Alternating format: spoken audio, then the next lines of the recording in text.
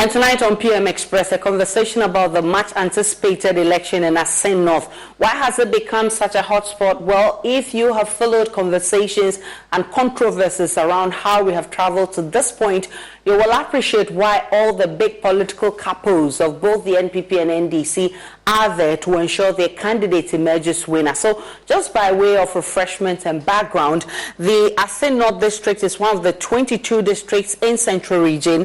Originally part of the then larger and first Assin North Municipal District in 2004, southern part of the district was split to create the present Assin North District in 2018. Remember, it was created to, it was splitted to Assin North, Assin Central, and Assin South. Now, if you look at the capital town, it's Assin Breku, and in the last election, this is what made history in the Assin North elections. And people say, will that play again, especially when we have an NPP candidate also coming from Assin Breku? We will see how that pans out, but it has a population of 80,539. Let's look at how the political history has been over the period. So we start from 1996, and NDC won with 63% of the vote cast against the NPP's 34.7%. Then Kennedy Japan started representing the NPP, and then you see that the fortunes of the NPP started rising. So it started in 2000 with 56.6% for Kennedy Japan, and the rep for the NDC 39.7%. Same in 2004, 58.6% for Kennedy Japan, coming down to 36.5% for the NDC. The NDC candidate. If you come to 2008, Kennedy Japan also again polled 55.1%. Even though it was lesser than what he polled in 2004, he still stood by the over 50 margin and gave the NDC 42.9% of the total vote cast. That was in 2008. Now look at how things unfolded in 2012, actually, when the thing was split into Assin Central, Assin North, and Assin South.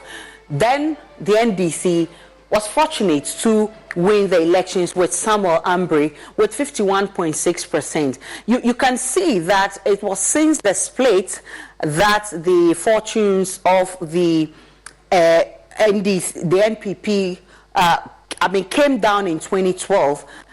And then in 2016, it got it again with Abena Druwa Mensah with 56.8% against 39.2% for the NDC. Now in 2020, then James Dachikwesen came around. James Dachikwesen beat. Wake up, people. You are optimizing every waking hour of your life. From carpooling kids, to work, to friends, and everything in between. You have to get sleep. And a bed that can perform as well as you do. Meet the next generation Sleep Number Smart Bed. It effortlessly adjusts to your shape, position, and movements. Learning how you sleep, so you learn to sleep better. Night after night. Sleep next level. Only from Sleep Number. The Queen Sleep Number 360 C2 Smart Bed is now only $899, plus special financing. Ends Monday. See store for details. Wake up, people. You are optimizing every waking hour of your life. From carpooling kids, to work, to friends, and everything in between. You have to get sleep. And a bed that can perform as well as you do. Meet the next generation Sleep Number Smart Bed. It effortlessly adjusts to your shape, position, and movements. Learning how you sleep, so you learn to sleep better. Night after night. Sleep next level. Only from Sleep Number. The Queen Sleep Number 360 C2 Smart Bed is now only $899, plus special financing. Ends Monday. See store for details. Abena Druwa with 55.2%, leaving her with just 44.8% 20 elections. So these are the three candidates who will be vying for the parliamentary position in Assin North come tomorrow. And the contest, I must say, has been between these two. Charles Opoku is representing the NPP. And I told you already that Charles Opoku is also from Assin Breku. James Dachikwesen is from Assin Breku, and in the last election, that played a big role. And so the question is, will it replay? How is it going to because both candidates are from the same Assin Breku. Stefano Benis Enyonam is representing the LPG. We haven't heard so much of her, but earlier we heard the LPG candidate Akpalu saying that he's confident his candidates will win. So just by way of introduction of who these personalities are, James Atukwesin is the one representing the NDC. He's 70 years old, and I told you his hometown is Assin Breku. He's former MP for Assin North because he won the 2020 elections, but the Supreme Court declared his position null and void, and it says it's because he violated Article 92, Clause 2A of Ghana's Constitution. So that case is currently under trial. And I mean, leading up to the elections, we heard how the court said it was going to do this on a day-by-day basis. We had all the responses that came from all quarters. Now, this is the NPP's candidate, Charles Opoku, and he's representing the NPP. He's 40 years, and his hometown, Assin Breku. So this is where the history is going to be made, Assin Breku.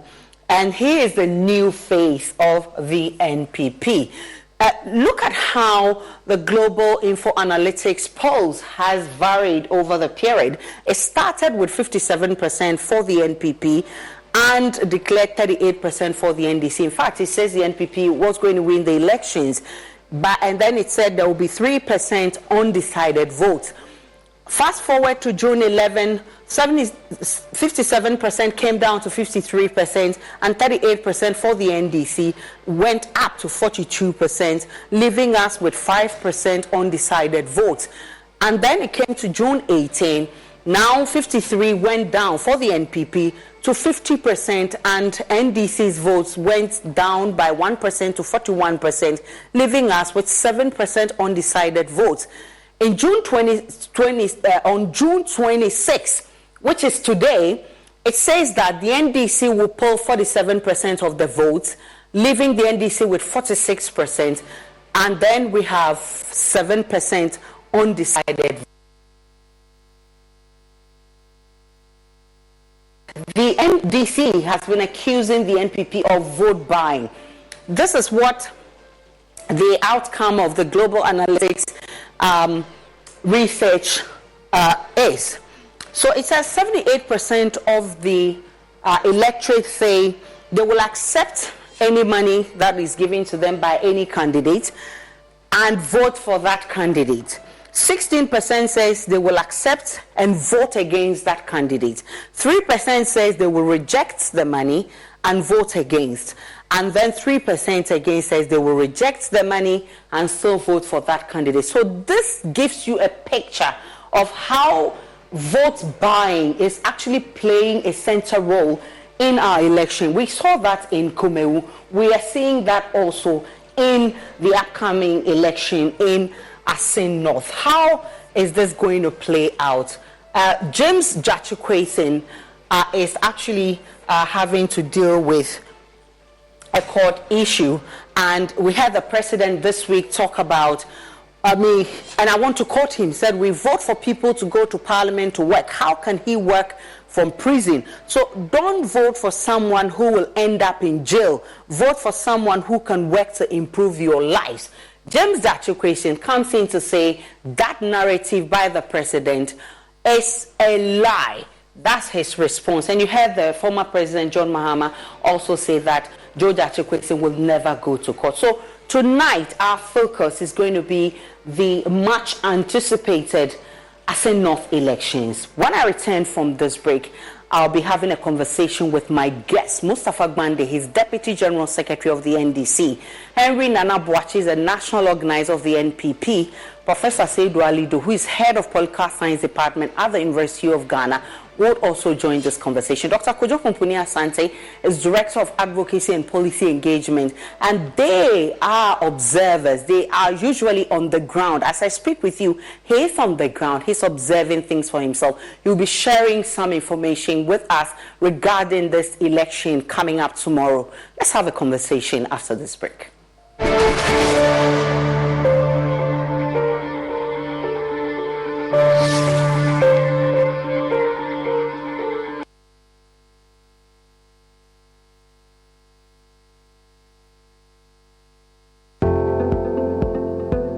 Own your luxury.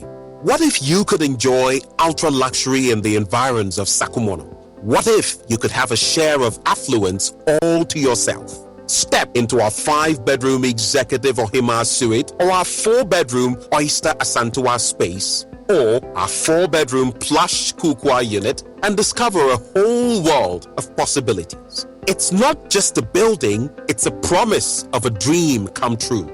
Cherry Tree Properties. We develop spaces as though we were going to occupy them ourselves. Reach us on 0553 662 366 or 0544 299 Crazy pa. Nansa ben own me. Whiskey. Wash. All of a sudden, my voice I hear different. And when you saw a call. Barman, bring me the honey whiskey. You know the one? Black Rock whiskey. Honey whiskey. Chalet, honey near their frau. Black Rock whiskey is strong. Now so taste me is smooth and it goes down easy. Excuse me.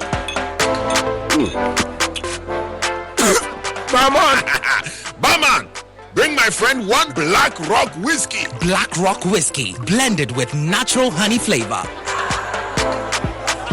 Hey, what's up? Barman.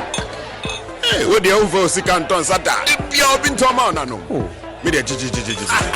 Black Rock whiskey, Kebby, the feel is smoothness, no. Drink responsibly. Not for sale to persons under 18 years of age and not recommended for pregnant women.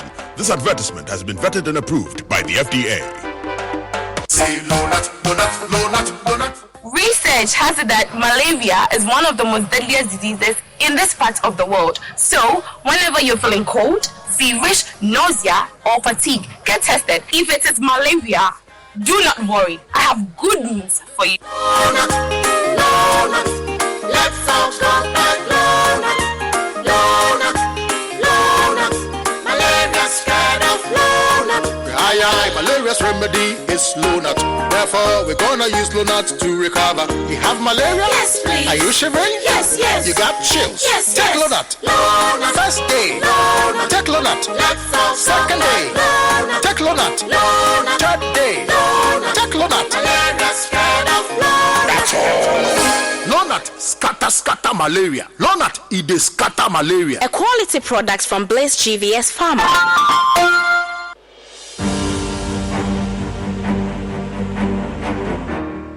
My name is Tina.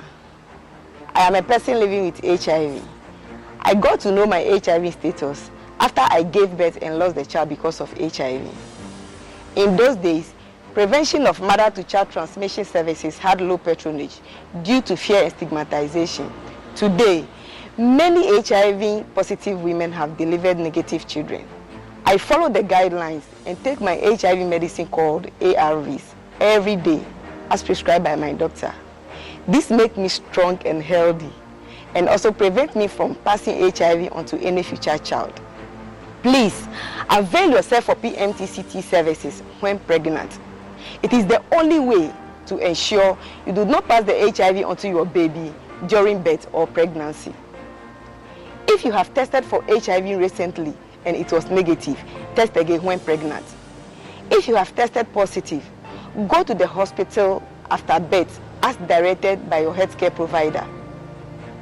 Your baby will be given medicine immediately and tested to ensure baby and mother are well. Let us work together to have an HIV-free generation. Our children must be free to shine.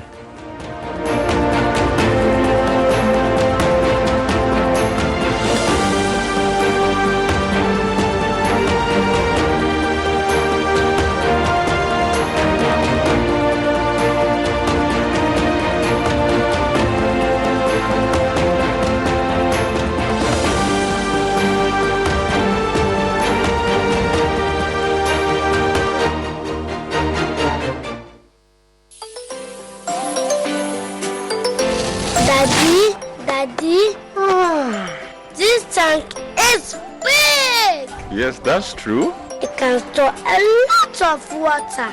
That's so true. Wow, it has a working tortoise on it. That's so true. I can see S-I-N-T. Syntax. That is so true, my daughter. But it falls down, it will spoil. That's not true. But why? Hey! Syntax was the first to introduce double-layer tanks in Ghana. Syntax again was the first to introduce white inner layers in Ghana. Syntax gives you the biggest warranty, 7 years. No matter your water needs, Syntax is the answer. Syntax tank. Are you strong? Are you tough?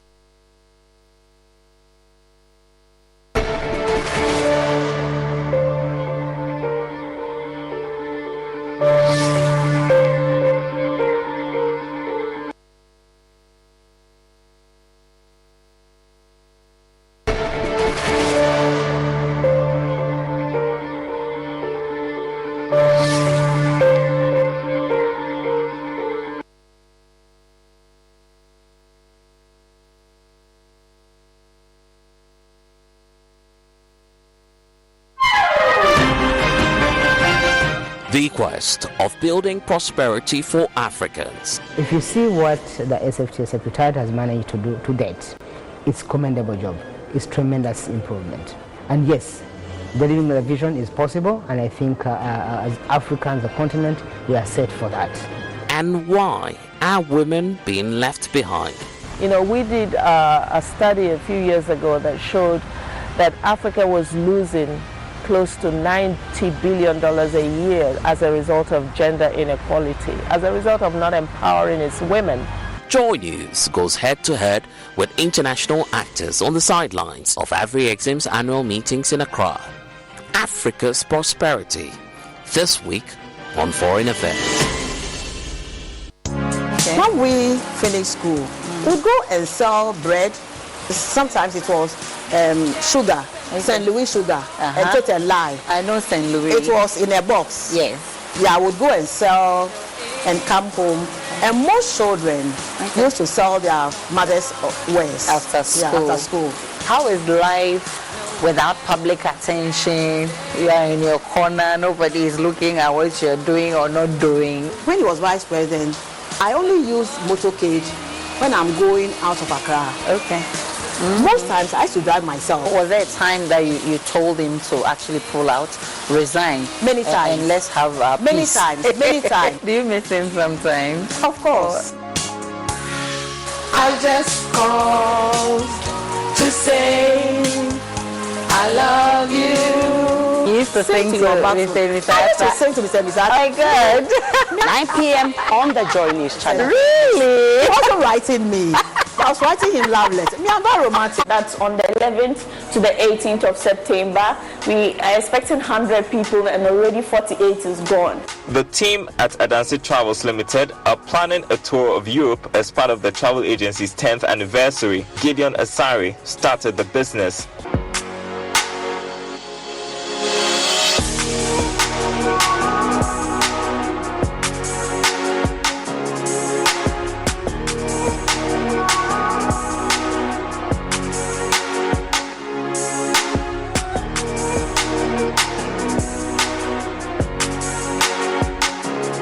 He had come to like traveling himself, so when he returned to Ghana, he reached out to his friends and started to work towards establishing the travel agency.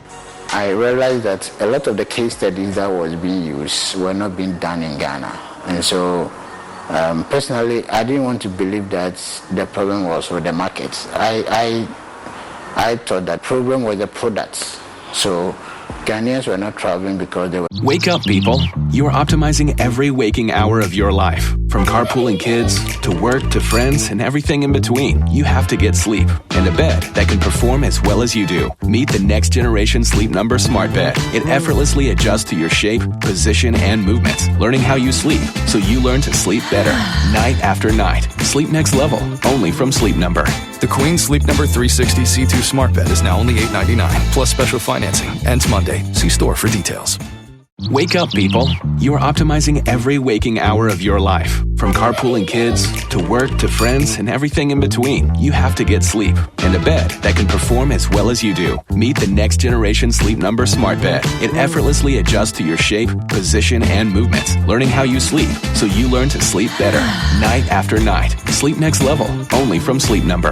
The Queen Sleep Number 360 C2 Smart Bed is now only $8.99, plus special financing. Ends Monday. See store for details.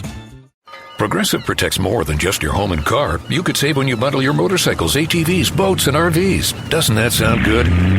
Like the sound of your boat cruising along the intercoastal. And there's the sound of the prop hitting a really big rock.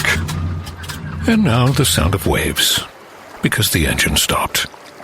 But you know what does sound good? You're covered with Progressive. So bundle all your vehicles and home in one place and save with the multi-policy discount. Progressive Casualty Insurance Company affiliates and other insurers. At the Home Depot, we'll get your kitchen clicking with savings on top brand appliances like a new LG Counter Depth Max refrigerator with ultra-large capacity on the inside and a seamless look on the outside. Or an LG oven with built-in air fryer for crispier, healthier cooking.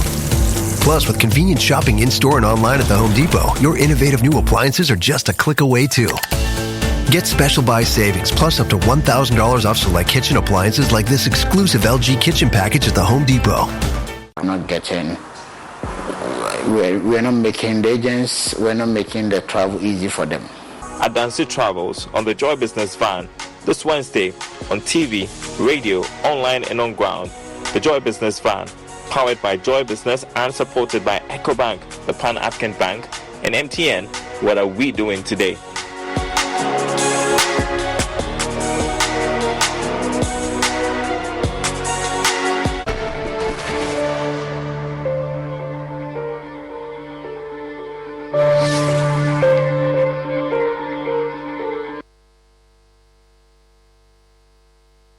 Welcome back to PM Express. Let me welcome you, gentlemen, on PM Express. We have Professor Seidu Alidu. He's head of Political Science Department, University of Ghana. Mustapha Dangbe is the Deputy General Secretary of the NDC. He's joined us. Dr. Kojo Kunkuni Asante will be joining us shortly. Henry Nana Boache would also be joining us. Let me begin with Mustapha Dangbe. Briefly, how has the campaign been so far? Hello. Hello. Mustapha, how has the campaign been so far? The campaign has been very smooth, very successful. The atmosphere here is very calm. We have wrapped up all campaign activities. Tonight, we're just busy deploying our workers to the various polling stations. And I think that coupled with the wrap-up security meeting that we had with the Inspector General of Police, the conversations that ensued at meeting was quite successful. We have agreed on a roadmap to come and meet each other halfway for the purposes of obeying the rules and then to have a violence-free election. What is very important and key is that the MPP have understood that the atmosphere is so clear that the NDC will not allow any form of intimidation. We also understand that they won't also allow any form of intimidation, and so the two of us would have to raise our hands in the space for the police to work and to ensure that there is a peaceful election. I think we have all agreed as political parties that these elections should be very peaceful. And for me, that is a success already as far as the exercise is concerned. Let me pick your thoughts on the geopoll, the polls that was run by the Info Analytics that the NPP candidate Charles Opoku is winning. As of today, it puts the NPP's win at 47% and puts your candidate Jache Kwesi at 46%. How do you react to this? Well, polls are very good. They are scientific, but over the year, polls have not actually been accurate, and this is a by-election. We believe that we are ahead in this election. We know that we are contesting with government with state power, machinery, and all of that. That we believe in the credibility of our candidate, the work that has been done so far. We do not also underscore the fact that Assin North is predominantly an NPP zone, but not with as if it's a stronghold. The President Akufo-Addo won the last election ahead of His Excellency John Dramani Mahama. The situation came as a neutral person and raised the bar. And so if you look at what they've taken him through, the persecution, the attacks, to the extent that the President himself has to come down into the gutters to politicize the matters in court. For me, the people will reject the MPP's offer and go for the situation. So yes, the polls are okay, but they don't represent 100% reality on the ground. Particularly where you have a case that the people have told you that they would take the money from government, they would tell them that they will vote for them, but the D-Day they wouldn't vote. What happens to that? I don't think that those individuals would have given the pollster such information. But you've heard voters actually giving you their plan, what they intend to do. There are people who they have passed to their rallies and all of that. But these people come back to say, look, we know what they are taking our brother to, we wouldn't vote for them.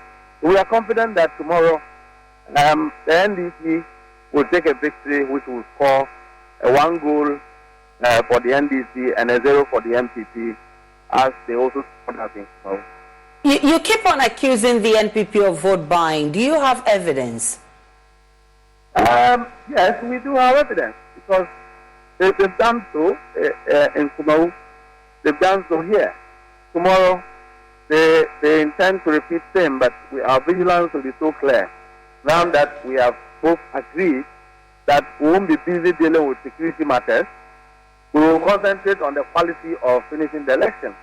One of the things that we're going to pay attention to is the issue of vote buying. You've seen one to me sharing money in public. It's one of them. We have several evidence to it, but this one speaks volumes to the issue. He was in public sharing money. He is just manifesting what we've been saying, that these governments have honored all the limited resources that we have in this country to come and engage in vote buying in a by-election, contrary to their claim and appealing to the country that they don't have money. Where did they get all this money from? Particularly when you are engaged in projects that have never been reflected in the budget. If you read their budget from 2017 since they came, Assin North have never been in their budget. So how come suddenly Assin North is attracting expenses without being captured in the budget? So that is evidence of vote buying. They also said that they have bills. I said, if you come here, you will weep, because they've actually built it in a ditch.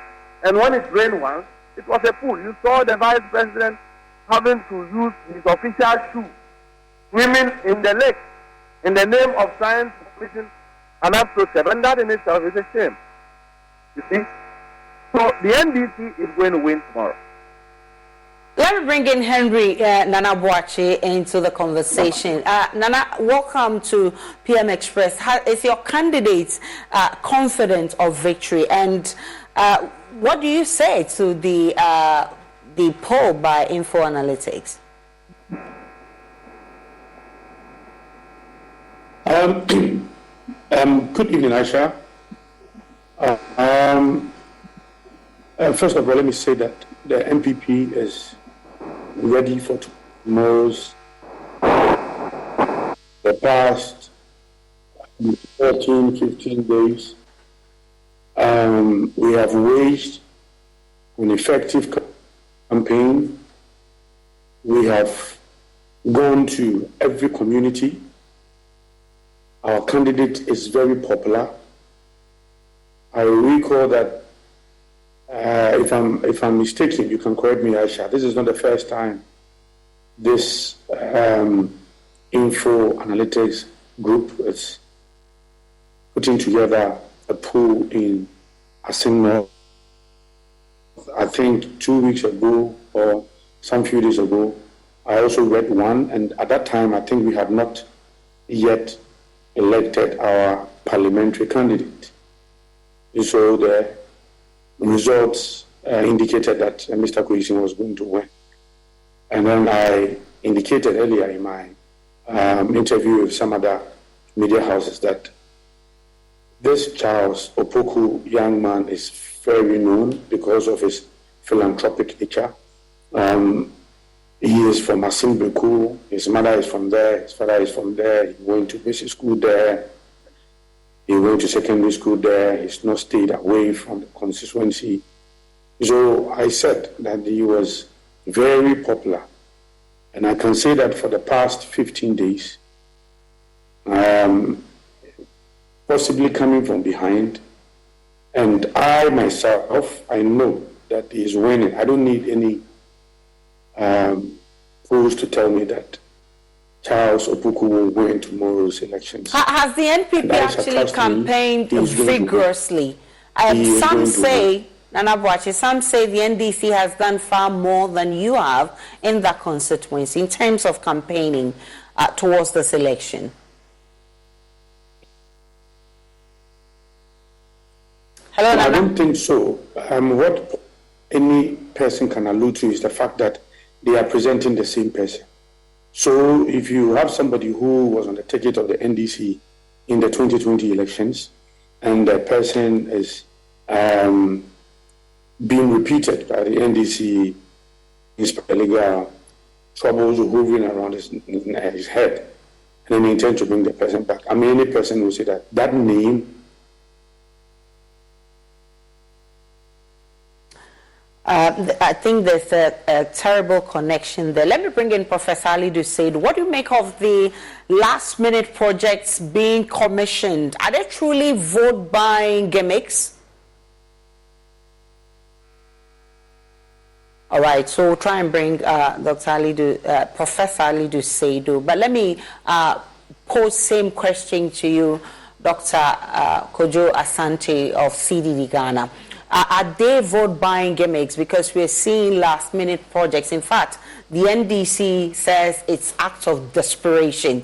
Are they indeed vote-buying gimmicks? Yeah, good evening, Aisha. Sorry, I couldn't join earlier.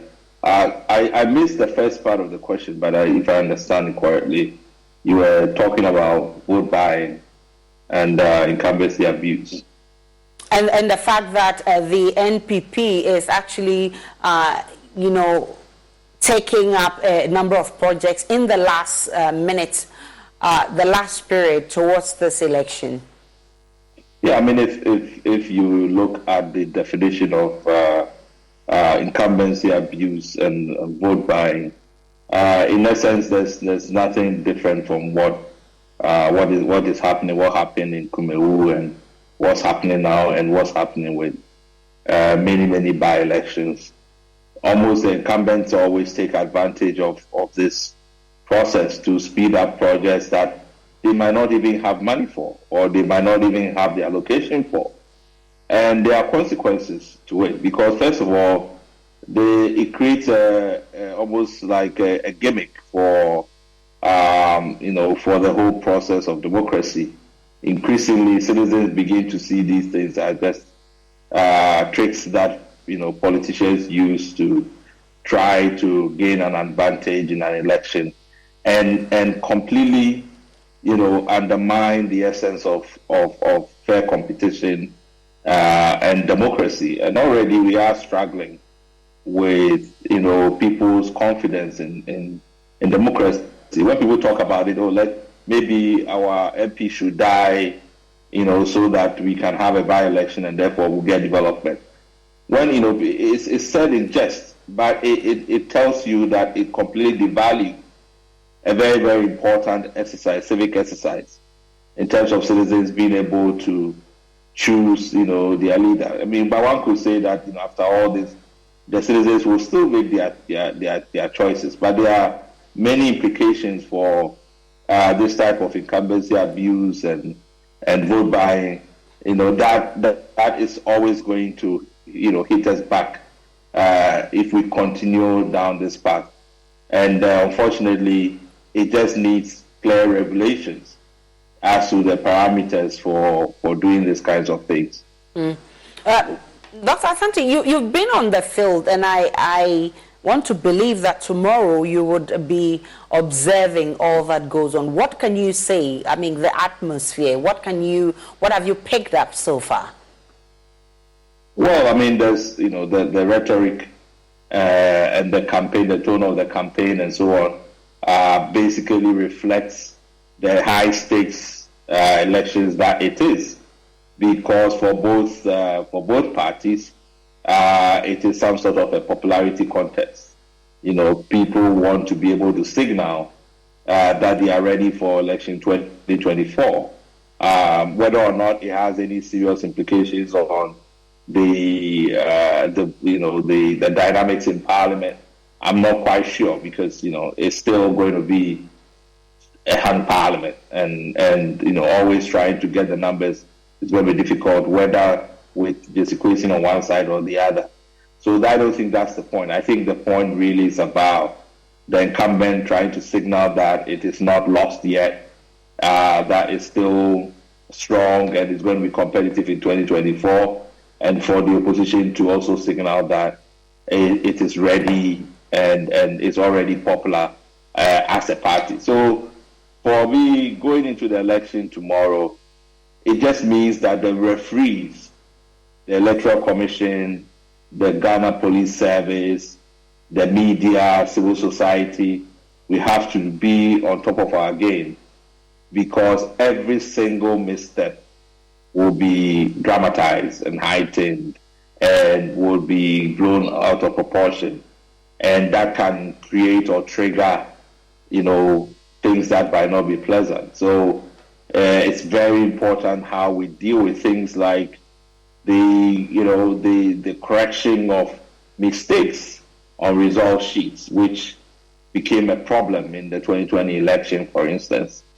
What is the standard process for correcting mistakes?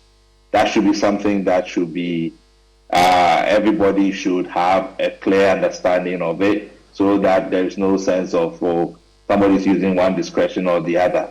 So these little things are important, because as for the vigilance, I think both parties will have their strongest teams there to watch every process.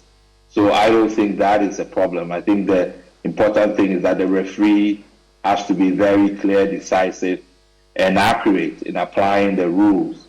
And we need these little procedures that sometimes require discretion. It's something that the Electoral Commission should properly brief all its presiding officers, so that there is clarity, among the stakeholders as to how to deal with some of these little things. But Professor Alidi Seidu, as a political scientist, what's your reading of the race so far? Where is it leaning towards? Hello, Prof. Prof. Alidi Seidu, can you hear me? All right, so I'll bring that back, but let me go back to Henry. Okay, so we have Alidi Seidu on. If you can hear me, I'm just picking your thoughts on where this election is leaning towards as a political scientist who's been monitoring events.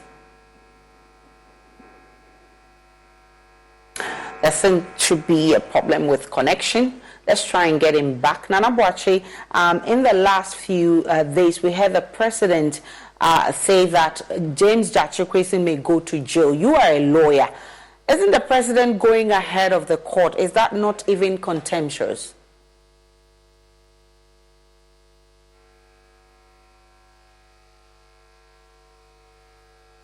Hello, Henry.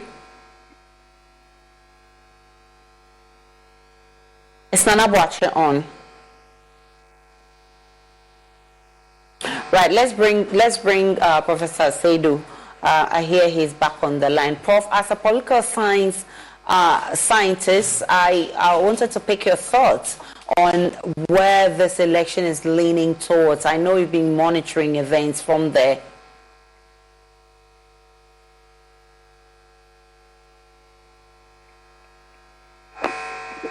Well, there's a problem with connection right now. Prof, can you hear me? Hello. Prof, can you hear me? Yes, I can hear you, Aisha. Right. So my question is, what your reading of this election is. I mean, where is it heading towards? Okay, thank you so much. I think it's a very critical democracy-deepening election. And there are lots of circumstances that may influence the rather closely contested by-election that we're having at Assin North.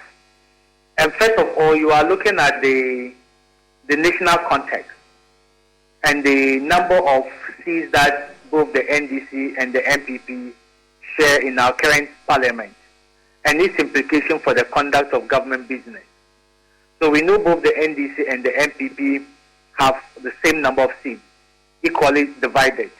And that has a lot of implications on the ability of the governing party to conduct a lot of government business moving forward.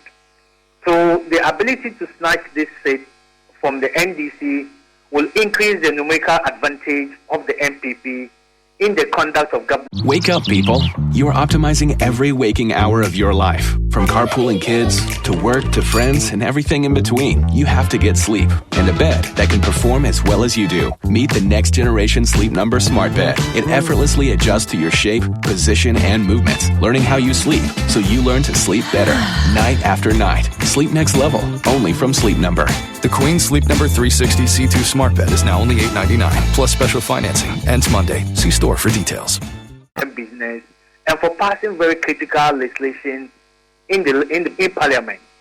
So this is a very important background that will make both the NDC and the MPP do everything legally possible to be able to win the Assin North seat.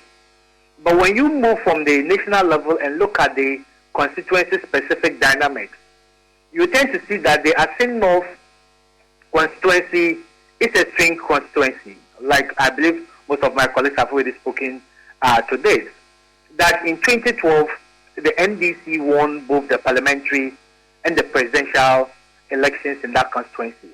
And in 2016, it changed. The NPP won both the parliamentary and then the presidential. And in 2020, there was a split ticket. The NDC won the parliamentary and the MPP won the presidential. So this has actually made the constituency a swing one. It can go either way, either for the NDC or for the MPP. And basically, if you look at by-elections and generally national elections, the context has always been, or the democratic deepening element has always been speaking to the capacity, the capability, the competence, and the expertise of the MP and the parties on whose ticket is going to contest, and the kind of development projects it can bring to the constituency, the kind of national development activities it can bring, and the kind of representation that it will provide for its people. When you look at this particular election, there has been a little bit of digression from the main focus of, from the main issue of development-oriented, capacity-enhancing, quality of representation in Parliament to a level of appeal to psycho-emotional issues. So you have seen the NDC speaking largely to sympathy, and for the constituents to look at the kind of troubles and trauma that has been caused James Grayson and be more sympathetic to his cause. The MPP is bringing a discourse of somebody who is jail-bound. You know, criminal prosecutions is being leveled, preferred against this candidate. What's the guarantee that if you vote for him, he'll be there for you? So there has been a level of digress in political discourse to either win sympathy or to create fear and get each of these sides win. So basically the issue has to do with appeal to emotions and even the use of propaganda to be able to sway undecided voters in a highly swing constituency. But out of these are still people who are floating voters. If you look at the previous elections, For example, in the last election that we had, about 5 electoral areas voted for the NDC in 2016, but also repeated in 2020. If you look at the same election, about 5 town electoral areas voted for the MPP in 2016 and 2020. So those 5 electoral areas have always been what? Very loyal. There have been cases where in 8 electoral areas, the 2016 they voted for the MPP, and in 2020 they shifted a bit towards the MPP. So there are still a high level of what? Floating undecided voters. And you have a situation like that, the tendency to appeal to them, either in monetary terms or in overnight development projects, is very high. Some of these people are very rational, and most of them will look at the collective benefit of their constituency and look at the party that can bring them development or that is bringing them development and vote for that party, swing at the last minute. Others will look at the very smaller personalized benefit that will come to them, handing over of freebies, money, farming equipment, fertilizers, and all those things can sway voters at the last minute. But I said the most important factor I want us to consider is the Breku factor. Breku has been the capital town of Assin North, highly developed. It has 13 polling stations, and in spite of all this, they have never produced an MP. So the MPP's MP parliamentary candidate who had come from that town was Apia Kubi, and he lost in 2012 in the general election and in 2016 in the primary. So James Kwesi has been the first parliamentary candidate to come from that particular constituency. So a lot of people think that the attempt to prosecute this guy is an attempt to do harm or is being done by the enemies of Brekuman, and for that matter, they are not happy with it. So over the years, this thing the Breku factor has come in very strongly. And the MPP has been very smart this time around. They also picked their candidate from Breku. So this has actually tightened. Hello, can you hear me? Yes, loud and clear, Prof. Yes, so this has actually tightened the noose of the competitiveness to almost either way around, either the NDC or the MPP. So my best bet is that it will be very difficult to predict this election. But what is likely going to do the trick is the level of voter turnout. It depends either the NDC or the MPP and their ability to prompt and get people out to vote. From now up to tomorrow, up to midday, they should be able to get as much as possible their strong their less to support them, go out and vote. That voter is going to be the bigger decider. If you look at the info data analytics survey, it says the difference is just 1% difference. And 1% in an election like this can either be influenced by voter turnout. Can it be influenced by voter turnout?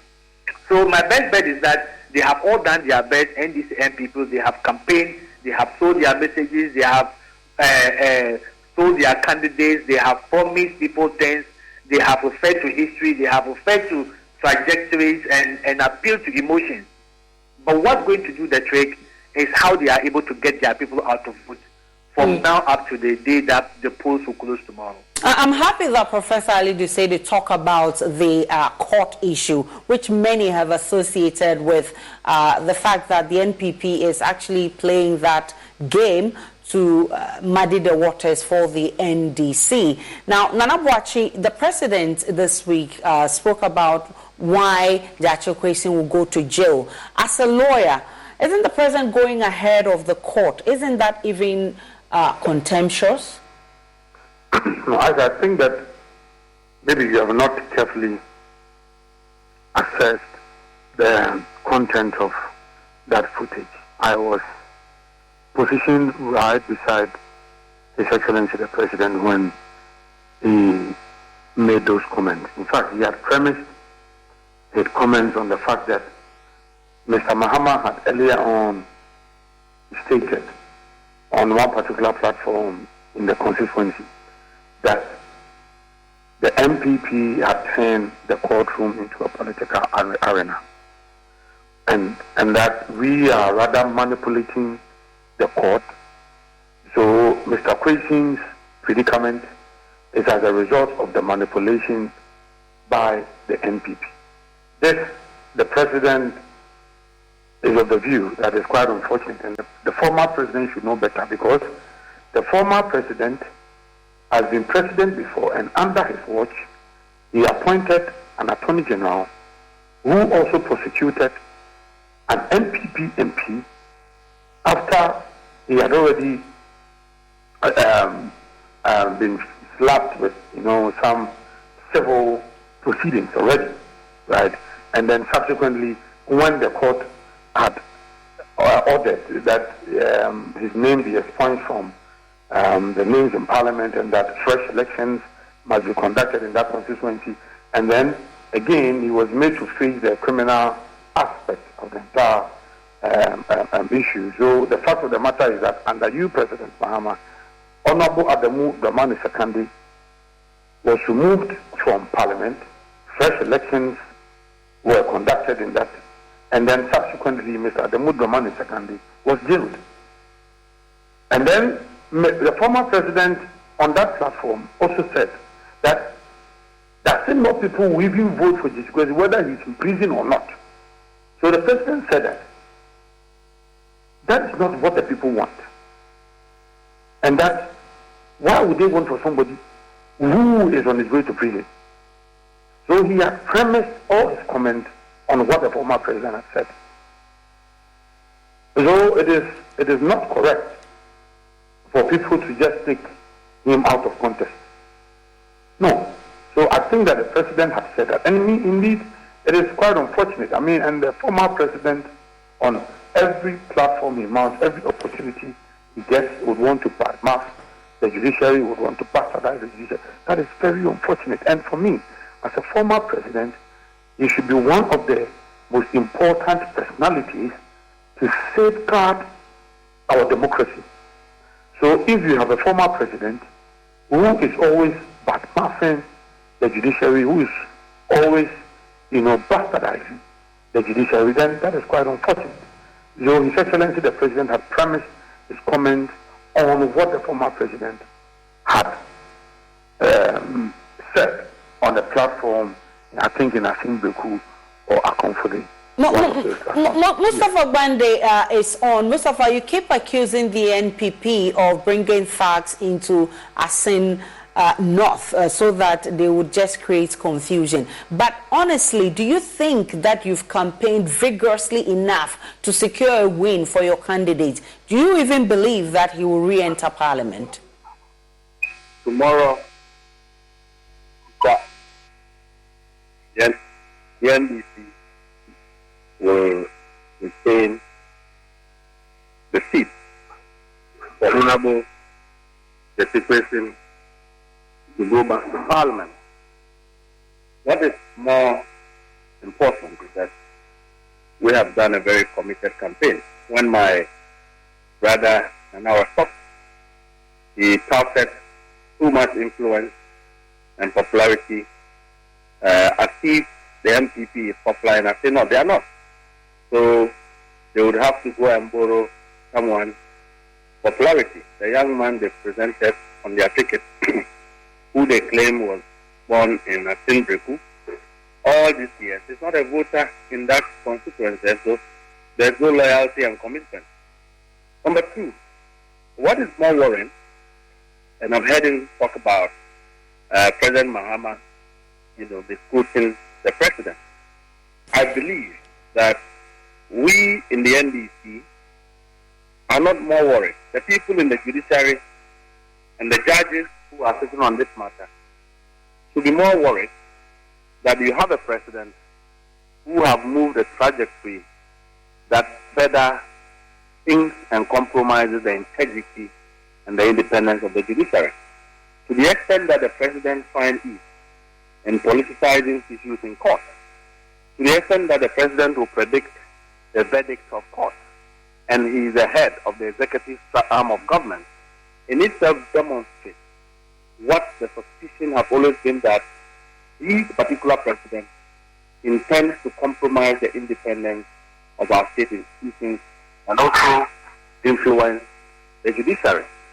I believe that if there is any president in the history of our country to have ever scandalized the court, it is His Excellency Nana Akufo-Addo.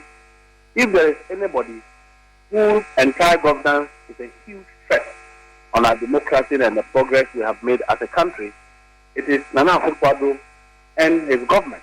And so my brother should just take responsibility of the president's preposterous post-stream and apologize to the people of this country.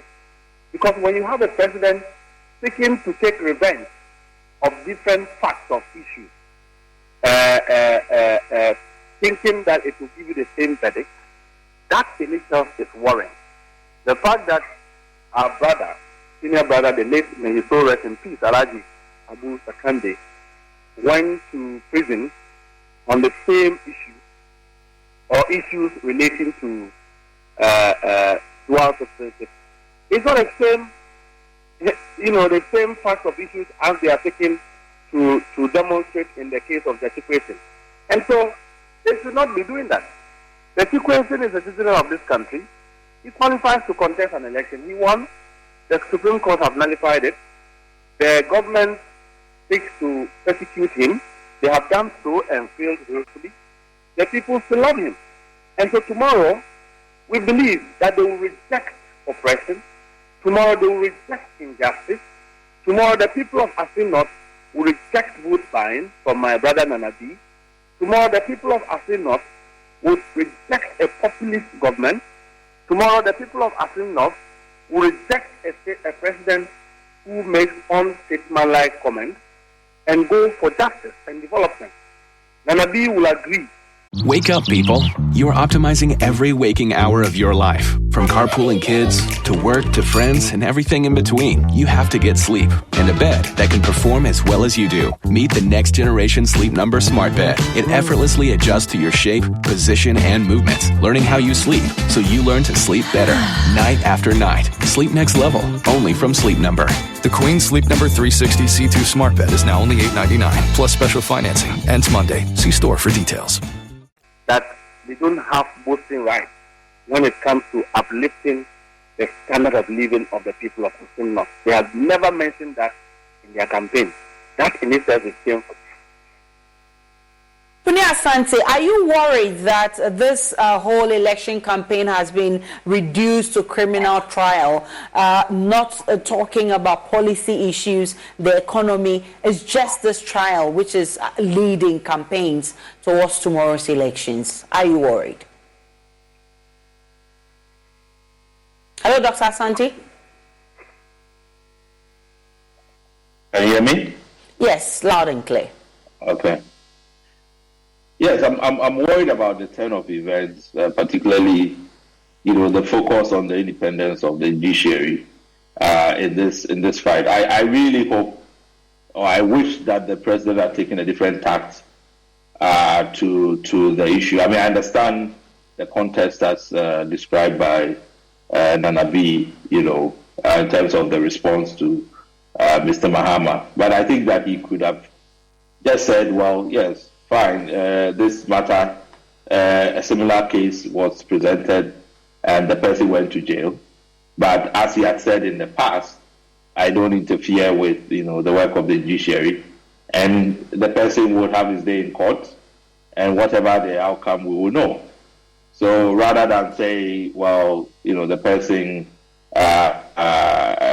might be going to jail or things, I really think, because there's a bigger conversation around this constant accusation of against the judiciary, and we really, it is a conversation that beyond Assin North we have to have and have early, because if we don't get the arbiter, if there's a huge public perception of the arbiter for resolving conflicts, someone that is biased in elections, then we're going to have a problem in 2024.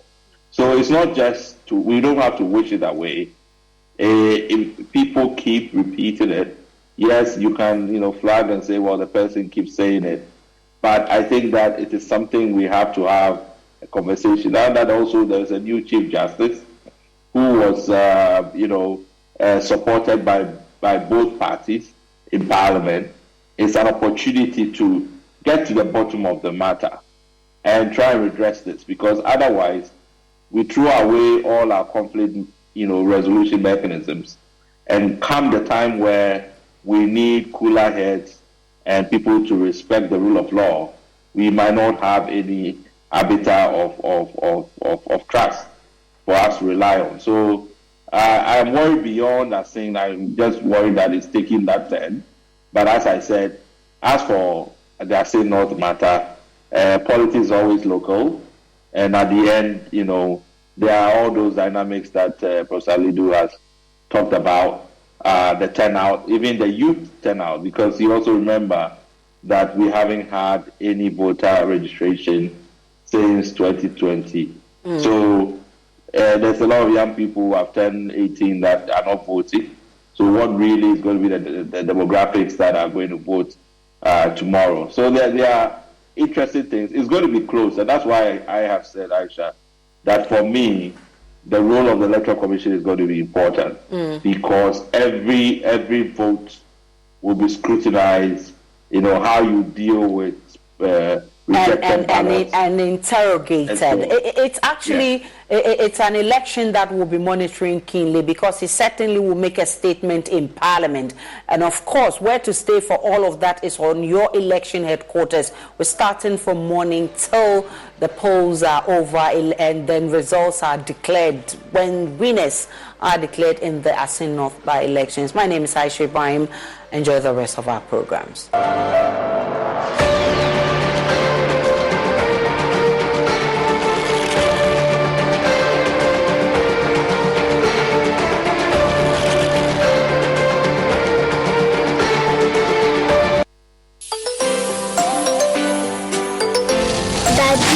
Daddy, this tank is big! Yes, that's true. It can store a lot of water. That's so true. Wow! It has a working tortoise on it. That's so true. I can see S-I-N-T-E-X. Syntax! That is so true, my daughter. When it falls down, it will spoil. That's not true. But why? Hey! Syntax was the first to introduce double-layer tanks in Ghana. Syntax again was the first to introduce white inner layers in Ghana. Syntax gives you the biggest warranty, 7 years. No matter your water needs, Syntax is the answer.